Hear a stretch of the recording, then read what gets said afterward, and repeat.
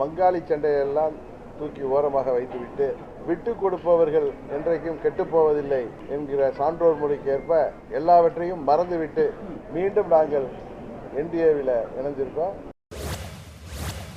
எல்லாமே அந்த திரிசூலத்தினுடைய மகிமை, திரிசூலத்தின் மகிமை அவ்வளோதான். தவிர யார் யார் மீதெல்லாம் வழக்கு இருக்கோ, யார் யாரெல்லாம் வெளியில் வரணும்னு நினைக்கிறார்களோ அவர்களெல்லாம் கூட்டணியை நோக்கி போவார்கள்.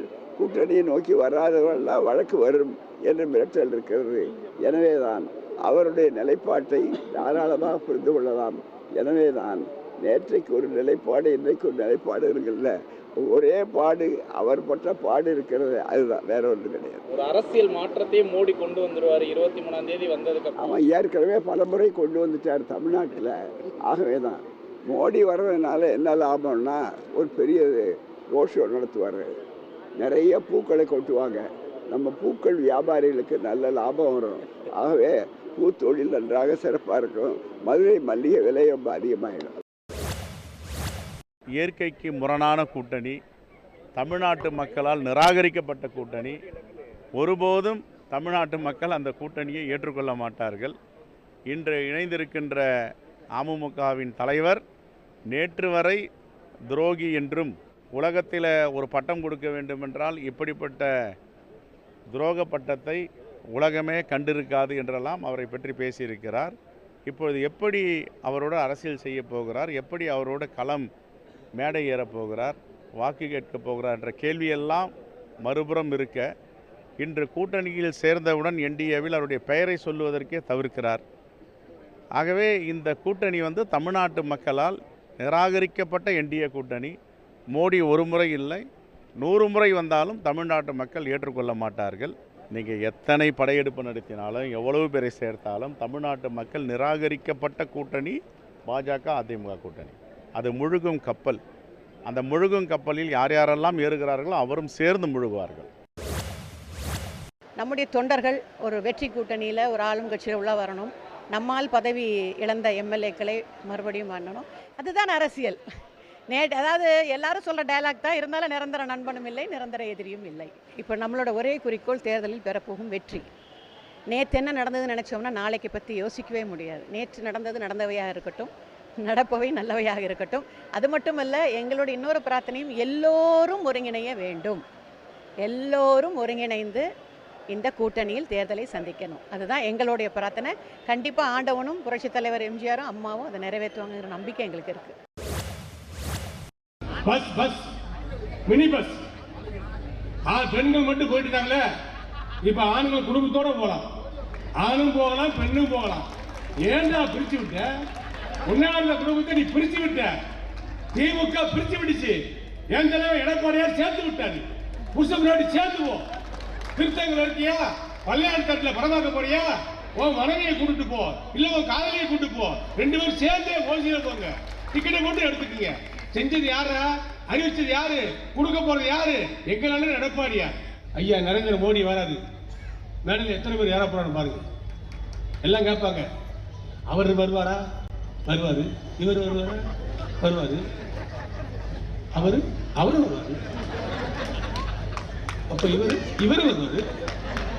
எல்லாரும் வந்துடும். அப்ப முடிச்சு நீங்க தான் அடுத்த வார்த்தை. அப்ப நீங்க தான் முடிச்சு 60% ஓட்டு உங்களுக்கு தான். எல்லாத்தையும் பேசி வச்சுட்டாரு எங்க அண்ணன் எடப்பாடியாரு. எங்க அண்ணன் எடப்பாடியார் தெளிவா பேசிட்டாரு. அண்ணா அதிமுக ஓட்டு ஒத்த ஓட்டு கூட பிரியாது. எம்ஜிஆருடைய பக்தன், அம்மாவுடைய பக்தன், அம்மாவுடைய தொண்டை எல்லாரும் ஓர் அணியில தான் நாங்க நிப்போம். துப்பாக்கி மாதிரி நிப்போம். பழைய சொரக்கா தானேங்க. இதுல என்ன புதுசா இருக்கு? சட்டியில இருந்தா தானே ஆப்பையில வரும். உன்னை உருவாக்குனவனுக்கு தான் வழி தெரியும். இந்த கட்சியை உருவாக்கியது புரட்சி தலைவர். இந்த கட்சியை வழிநடத்தினவர் புரட்சி தலைவி அம்மா. அவங்க 2 பேரும் உழைச்சி உருவாக்கி கொடுத்தது இன்னைக்கு எந்த நாசமான ஒரு நிலைமையில, மோசமான ஒரு நிலைமையில கொண்டாந்து வச்சிருக்கிறாரு எடப்பாடிங்கிறது உலகத்துக்கே தெரிஞ்சது. ஸோ அவரெல்லாம் என்ன பேசுறதுக்கு என்ன அவருக்கெல்லாம் விடுங்க. விஜய் தொடர்ந்து 2 முறை சிபிஐக்கு விசாரணைக்கு போயிருக்காரு. இது அழுத்தம் கொடுத்து அவரை கூட்டணி கொண்டு வரக்கூடிய முயற்சியா சொல்றாங்க. நீங்க எப்படி பாக்குறீங்க? அது அவரைத்தான் கேட்கணும். ஏன்னா அவர் தான் சொல்லணும். எதுக்குமே வாயை திறக்க மாட்டேன்னா அப்புறம் என்னத்துக்கு? டப்பிங்ல மட்டும்தான் பேசுவேன்னா இது என்னது? இது என்டிஏ சம்பந்தமா யாரும் நம்ம கிட்ட பேசல. என்டிஏ கூட நம்ம போகலை, இல்லை வேற ஏதாவது கூட்டணி கூட போகிறோமா, யார் கூட கூட்டணின்ற முடிவு எடுத்துருக்கோம்? இல்லை, அதுதான் இன்னும் நாங்கள் டிசிஷன் எடுக்கலையே. நீங்கள் கேட்குறீங்க என்டிஏன்னு. அவர் வந்திருக்காரு, 23ஆம் தேதி பிரதமர் வருகிறார் என்பதை தொலைக்காட்சியில் தான் நான் பார்த்தேன். அவங்க பொதுக்கூட்டத்துக்கு வர்றாங்களா, அவங்க கட்சி சார்பான கூட்டமா, அவங்க கூட்டணி சார்பான கூட்டமானது கூட இன்னும் யாருக்கும் அது தெரியல. அதனால் உங்களை மாதிரி தான் நானும், எதுவும் தெரியாது. தாவேகா திமுகவில் இருந்து ஏதாவது அப்ரோச் பண்ணியிருக்காங்களா மேடம்? நான் தான் சொல்லிட்டேன், இன்னும் ஒரு கட்சியாக நீங்கள் கேட்குறீங்க. எல்லாருமே எங்களுக்கு தோழமை கட்சிகள் தான். ஏற்கனவே உங்களுக்கு சொல்லியாச்சு. கேப்டன் குரு பூஜைக்கு எல்லாரும் வந்தாங்க, எல்லாருமே எங்கள் ஃப்ரெண்ட்லி தான், தோழமை கட்சி. ஆனால் யாருடன் நாங்கள் இறுதி கூட்டணி அமைக்கப் போகிறோம் என்பதை உரிய நேரத்தில் எங்கள் மாவட்ட கழக செயலாளர்களை மீண்டும் அழைத்து அதிகாரப்பூர்வமாக உங்களுக்கு அறிவிப்போம்.